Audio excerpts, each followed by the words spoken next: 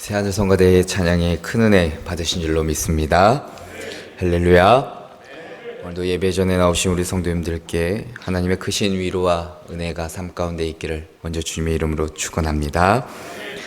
어느 목사님의 논설을 빗대어서 말한다면 세 가지 종류의 믿음이 있다고 합니다. 그 중에 하나는 지적인 믿음이 있고, 또 하나는 감정적인 믿음이 있고, 또 하나는 행동으로 나타나는 믿음이 있다라고 말씀하십니다.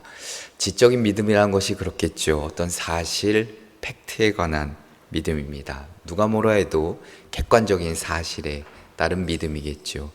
자, 감정적인 믿음이라는 것이 무엇일까?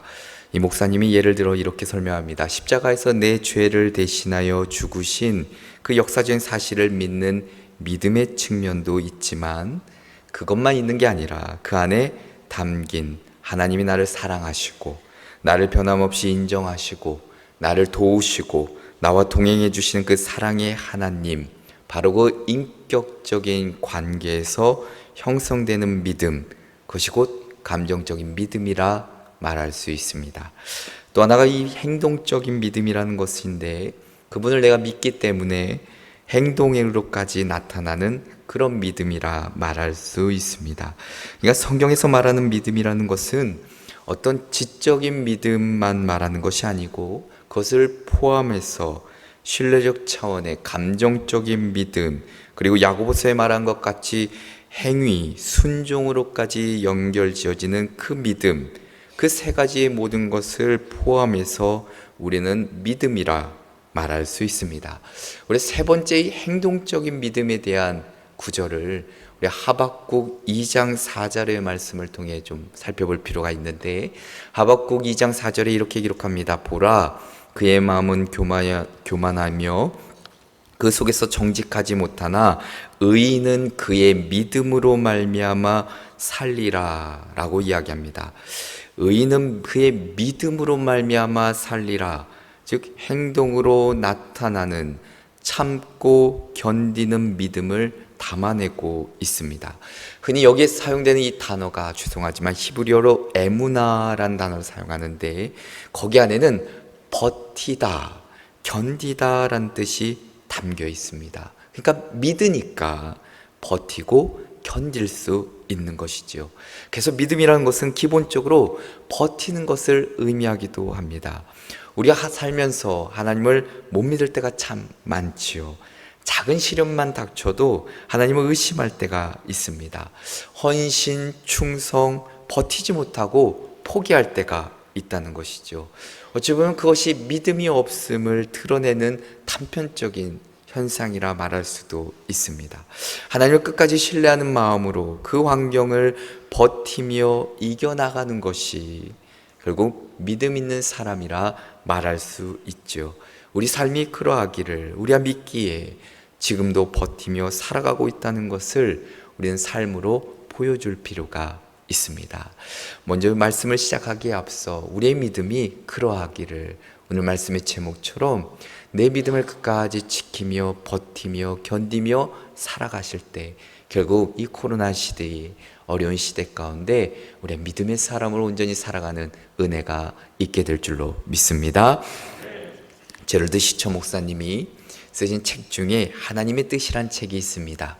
자, 그 책에 보면 자신의 삶에 대해 아주 짤막하게 회상하며 이런 글을 남깁니다. 그 내용인즉, 교통사고로 자기의 어머니 그리고 아내, 딸을 동시에 잃게 됩니다. 그때 본인이 제일 듣기 싫었던 말은 그 주위에서 이렇게 얘기하는 겁니다. 하나님의 뜻이 있을 거야 라며 위로해 주는 그 말이었다고 하죠. 자, 스스로는 대단히 딜레마에 아주 깊이 빠져 있었습니다. 이게 도대체 무슨 일인가 묻는 상황 가운데 주위에서 너무 쉽게 그 상황에 대해 해석하고 말하는 것이 듣기 싫었다라는 것이죠. 결국 신앙이라는 것은 합리적으로, 이성적으로 순간순간 설명되어지고 다 해석되어지는 것이 아니라 그 순간 버텨나가야 한다는 것을 깨달을 수 있습니다. 우리가 평소에 내가 하나님의 말씀을 붙잡고 내가 기도 열심히 해서 저 나가서 승리하리라 라고 쉽게 생각은 하지만, 막상 제럴드 시초 목사님과 같은 상황을 만나게 되면 우리는 신앙의 깊은 딜레마에 빠지게 됩니다.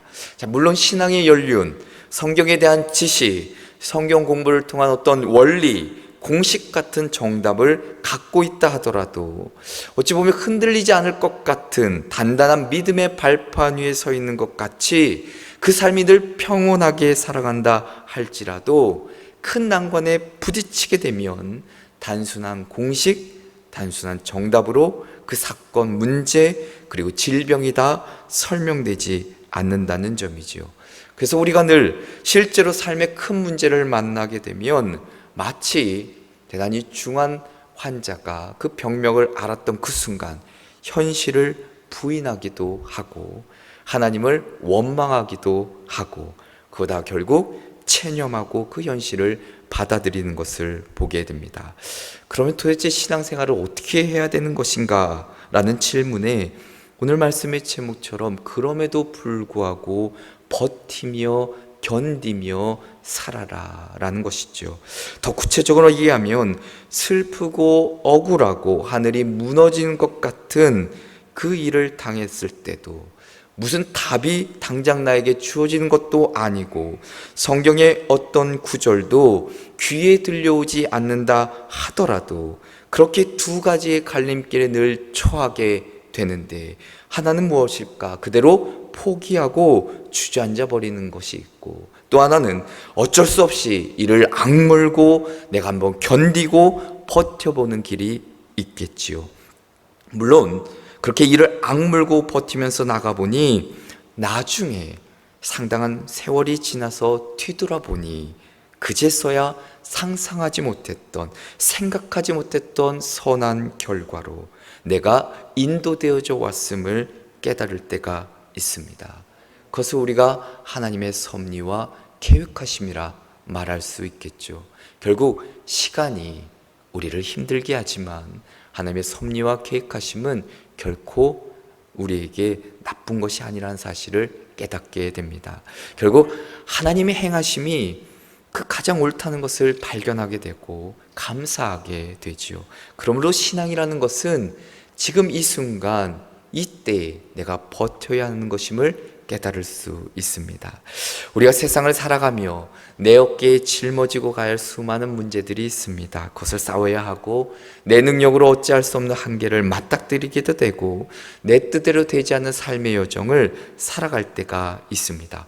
더욱이 신앙생활을 보면 수많은 영적인 도전, 공격 속에 하루하루 지켜내는 것이 쉽지 않음을 보게 됩니다. 시대와 상황이, 저변에 깔린 사회적인 인식이 냉소와 비난으로 물들어 있고 보이지 않는 얽매임이 있고 예배드리는 것조차 부자연스러움을 느끼게 될 때 더욱 우리는 두려움과 염려, 걱정을 안고 살아가게 됩니다. 마치 싸워보지도 않고 패배한 것처럼 대단히 무기력감을 느낄 때가 있다는 것이죠. 더 나아가선 거기서 오는 고독이 있고 외로움이 있고 소외가 있고 갈등이 있고 시기와 다툼이 있고 추악한 욕심들이 있고 인간이라는 존엄성마저 쉽사리 무너져 버리는 사회적인 현상 앞에 어찌 보면 아름답고 대단히 이상적인 하나님의 나라를 꿈꾸며 소망하는 우리는 깊은 탄식과 슬픔을 경험하게 됩니다. 어찌 보면 그리스도인들이 짊어지고 가야 할 삶의 무게일 수도 있습니다. 그래서 예수님이 마태복음 11장 30절에 무엇이라 이야기하고 있는가? 이는 내 멍에는 쉽고 내 짐은 가벼움이라 이야기하십니다. 자, 예수님이 내 짐은 가볍다라고 하신 것은 세상에서 짊어지고 가는 그 짐, 그것에 비교하면 가벼운 것이지 그 멍에 자체가 결코 가볍다는 것은 아닙니다. 예수님은 분명 자기의 십자가, 자기의 멍에를 지고 나를 쫓으라 이야기합니다. 그 말씀을 하실 때 자기 십자가는 그 멍에는 결코 가볍다 말하지 않으셨습니다. 십자가는 분명 무거운 것이지요. 그러나 예수님이 함께 그 멍의 십자가를 함께 져주실 때 우리는 가볍다 말할 수 있다라는 것이지요. 자, 우리가 요새 자주 듣고 자주 언급되는 말 중에 하나가 있죠. 교회의 위기, 이 코로나 때문에 교회의 위기라, 성도의 위기다, 신앙의 위기다. 왜 그런가? 바로 우리가 온전히 그 말씀대로 살지 못했기 때문이라 말합니다. 삶으로 살아내지도 않고 성도의 구별됨도 없고 웬만해서는 놀라지도 않는 저 세상과 다를 바 없는 그리스도인들의 사고 그리고 언행이라 말할 수 있습니다. 왜 그럴까라는 질문에 우리가 사는 세상을 오늘 12절 말씀은 이렇게 기록합니다. 우리의 씨름은 혈과 육을 상대하는 것이 아니요 통치자들과 권세들과 이 어둠의 세상 주관자들과 하늘에 있는 악한 영들을 상대함이라 이야기합니다. 자, 세상에 살아가는데 만만치 않은 것은 이 땅의 악한 영들이 우리를 향해 무차별로 공격해 오기 때문이죠. 전쟁에서 패배하면 우리는 결코 성도로 살아갈 수 없습니다. 성도답게 빛과 소금의 역할을 감당하려면 그 전쟁에서 이겨야 되는 것이죠. 영적인 전쟁, 하늘에 있는 악한 영과 싸움에서 이기려면 오늘 11절의 말씀처럼 하나님의 전신갑주를 입으라 명령하고 계십니다. 자, 그러면 문제는 무엇인가? 이런 무기가 주어졌는데 많은 그리스도인들이 무장하지 않는 것에 있지요. 기도하지 않는 그리스도인, 말씀 묵상하지 않는 그리스도인, 하나님의 말씀 그 좋은 복음을 전하지 않는, 그리고 또한 내게 맡긴 직분도 소홀히 여기는, 결코 우리 온전한 그리스도인으로 살아가지 않는 우리의 모습들을 볼 때가 있다는 것이지요. 우리는 하나님의 전신갑주를 취하라라는 명령, 결코 선택사항이 아닙니다. 무엇 하나 찝어서 그것만 소유해야 돼서도 안 된다는 것이죠. 우리가 무장되지 않는 한 우리는 너무나도 쉽사리 패배해버릴 것이기 때문입니다. 이 시대의 그리스도인으로 거룩한 성도로 살아가기를 원하신다면 그렇게 살아가기 위해 아둥바둥 발버둥 치며 치열하게 지키려고 노력하고 버티며 살아가고 있는지 우리의 삶을 돌아볼 필요가 있습니다. 사도 바울은 바로 그 싸움을 위해 격려의 말씀으로 오늘 말씀을 시작합니다. 10절에 이렇게 기록합니다. 끝으로 너희가 주 안에서 강건하여지라. 자, 오늘 말씀이 우리에게 주시는 귀한 은혜가 뭘까? 깨달음이 뭘까? 함께 살펴볼 텐데, 첫째로 두려움을 이길 수 있는 용기를 소유하라입니다. 두려움을 이길 수 있는 용기를 소유하라. 자, 우리의 마음이 그렇습니다. 우리의 심령도 그렇지요. 두려움에 깊이 사로잡혀 있고 또 어떤 문제, 위험에 대한 염려, 걱정 때문에 낙담해 있는 그 상태는 절대로 말씀이 들려오지 않습니다. 그 어떤 권면도 들려오지 않습니다. 받아들여지지 않는다는 것이지요. 두려움이 사라지기 전에는 다시금 나의 자녀를 가다듬고 싸울 준비를 갖추는 것이 너무 힘들기 때문이죠. 그렇기 때문에 사도 바울이 오늘 그들을 먼저 위로해주며 이렇게 얘기합니다. 강건하여지라 이야기합니다.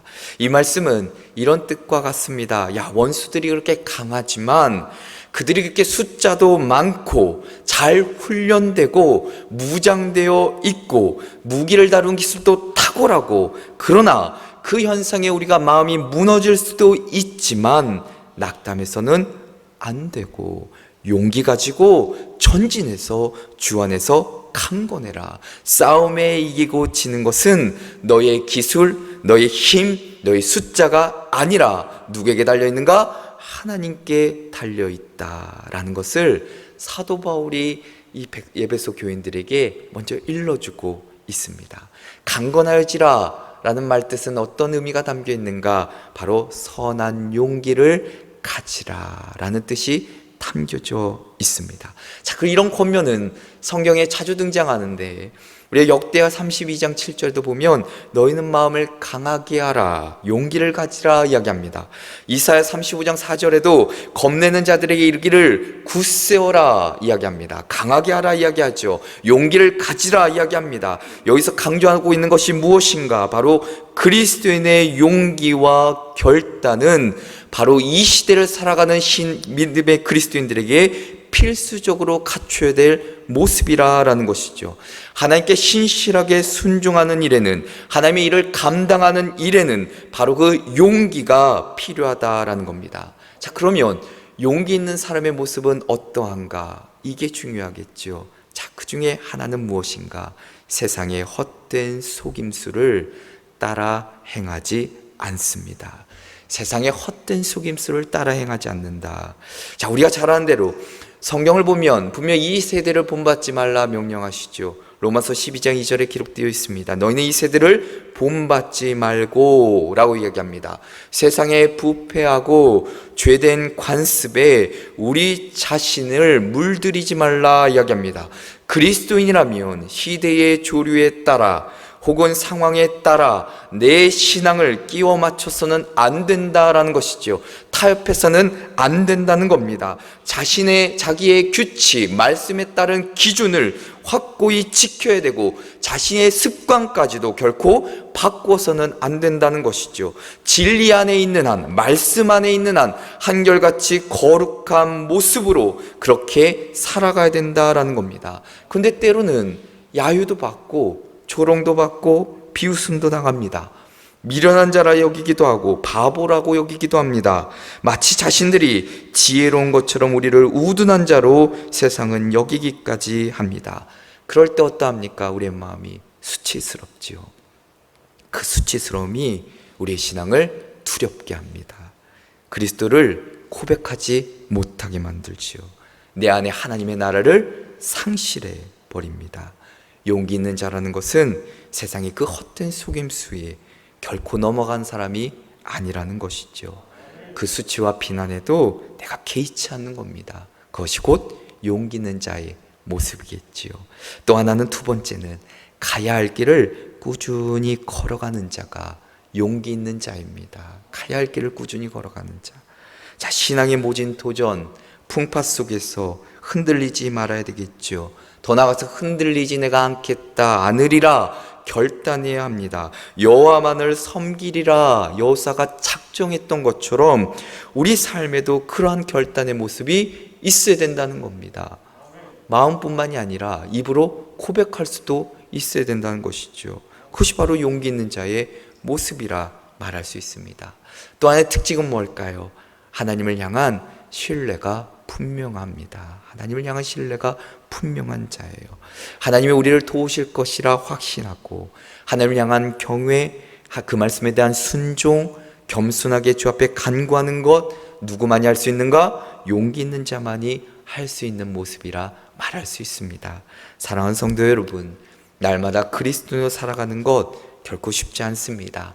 십자가를 지는 삶이고 영적으로 늘 깨어 있어야 되고 늘 기도하며 말씀 묵상해야 되고 밤낮으로 경계하며 살피는 것, 그것이야말로 쉽지 않은 일이죠. 흔들리지 않고 끊임없이 거룩하게 하나님을 또한 기다려야 되고 버텨야 되고 하나님과 동행하는 일에 우리 자신을 온전히 드려야 되고 정말 힘든 일일 수 있습니다. 이로 인해 많은 그리스도인들이 예수 그리스도로부터 멀어지고 떠나는 것을 우리는 심심찮게 보게 됩니다. 더욱이 코로나 때에. 그러나 우리가 그렇게 살아서는 안 되겠지요. 용기를 가지시고 세상이 우리를 두렵게 하여도 다시 한번 그 두려움을 이길 수 있는 용기 있는 자로 서셔서 세상의 거짓된 유혹 벗어버리고 내가 가야 할 신앙의 길에서 벗어나지 않고 주를 더욱 믿고 기도하며 한 걸음 한 걸음 나아가실 때 주님께서 도우셔서 이 땅 가운데 진정한 그리스도를 살아가는 역사를 허락해 주실 줄로 믿습니다. 둘째로는 자신의 힘을 의지하는 교만을 버리라입니다. 자신의 힘을 의지하는 교만을 버리라입니다. 자, 우리가 하나님의 부르심을 받고 구원을 얻고 그리스도인이 되었다라는 것은 우리가 성경의 말씀처럼 옛사람을 벗어버리고 새사람을 입는 것이라 말합니다. 과거의 삶, 거기로부터의 단절된 삶을 말하지요. 우리에게 어찌 보면 대단한 급격한 놀라운 변화를 말합니다. 자, 그런데 우리가 이렇게 달라진 데에 반해 세상은 그렇게 달라지지 않습니다. 우리의 신분, 우리의 정체성, 우리의 삶은 바뀌었지만 저 세상은 그대로라는 것이죠. 그래서 나를 대하는 세상의 시선이 달라지는 것이고 그 태도가 적대적이 되는 것을 경험하고 있습니다.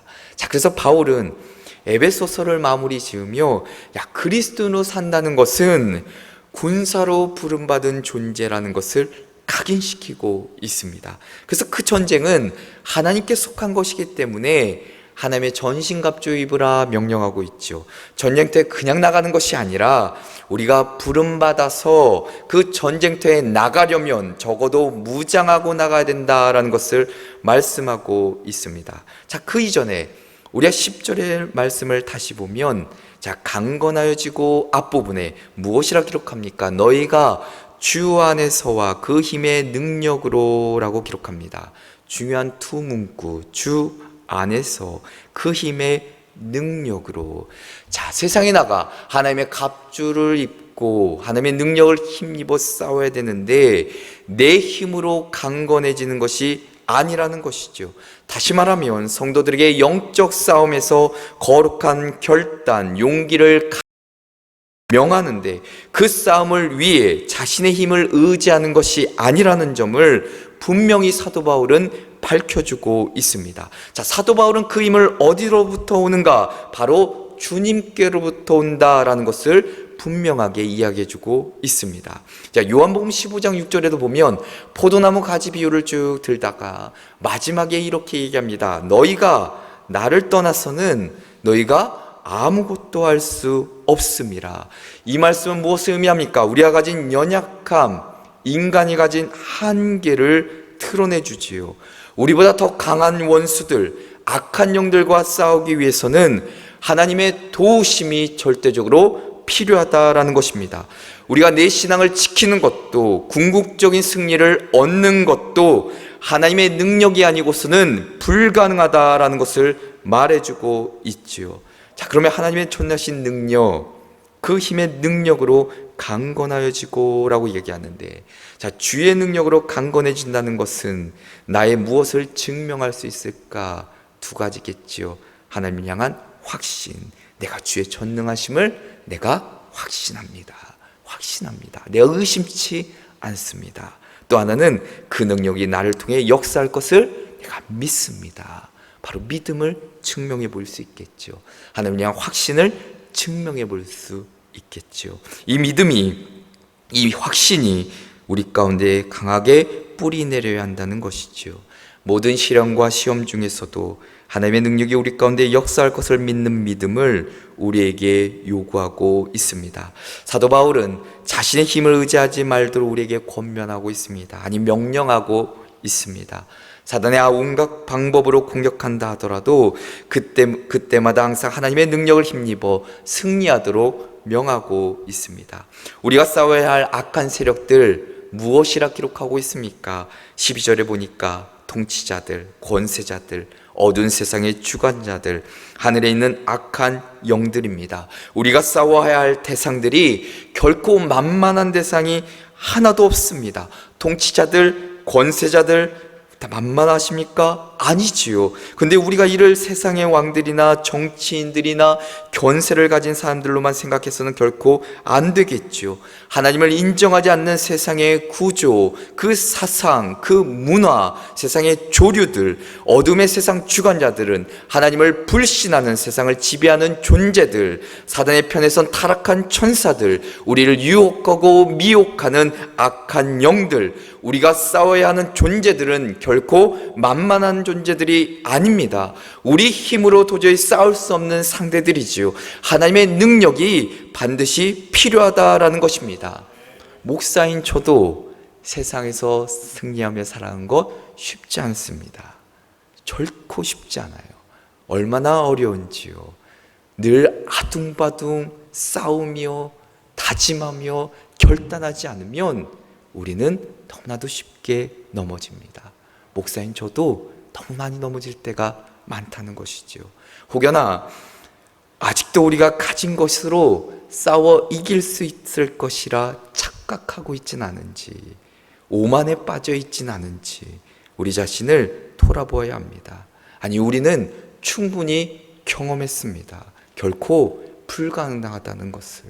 수많은 실패와 패배가 증명해 주듯 우리는 수없는 영적 싸움에서 얼마나 지고 있는지를 나 자신만 보더라도 알 수 있습니다.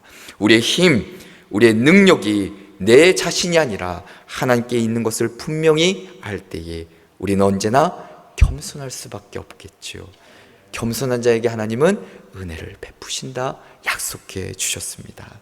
우리가 지금 이 순간 버틸 수 있는 것도 하나님의 능력이 아니고서는 안 된다는 것을 잊지 마시고 다시금 그 능력을 힘입어 내 힘을 의지하는 것이 아니라 교만한 마음을 모두 다 버리고 겸손하게 엎드려 그 능력을 소유하고 승리하며 살아가는 저와 여러분 되시기를 주님의 이름으로 축원합니다. 끝으로는 하나님의 전신갑주를 취하라입니다. 하나님의 전신갑주를 취하라. 자, 전신갑주라는 말, 원래 로마 병사들이 저 전쟁터에서 자신을 적으로부터 보호하기 위해 입었던 갑옷을 가리키죠. 바울은 이 하나님의 전신갑주라는 단어를 통해 비유적으로 주님의 자녀들이 전쟁터와 같은 그 세상에서 무장하며 살 것을 권면하고 있습니다.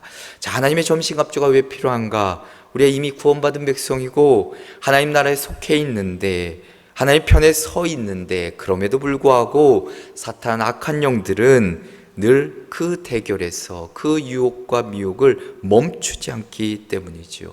오히려 더 열심히 싸워야 하는 최전선에 있는 자들이 바로 우리라 말할 수 있습니다. 그렇기 때문에 하나님의 전신갑주를 입어야 된다라는 것이죠.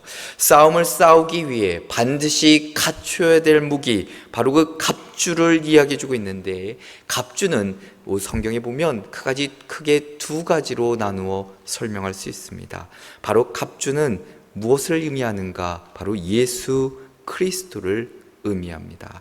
자, 로마서 13장 14절에 보면 무엇이라 이야기하냐면 오직 주 예수 그리스도로 옷 입고 라고 이야기합니다. 자, 그리스도를 갑주의 개념으로 이야기해 주고 있는데, 자, 사도 바울이 주 예수 그리스도로 옷 입으라 명하고 있지요.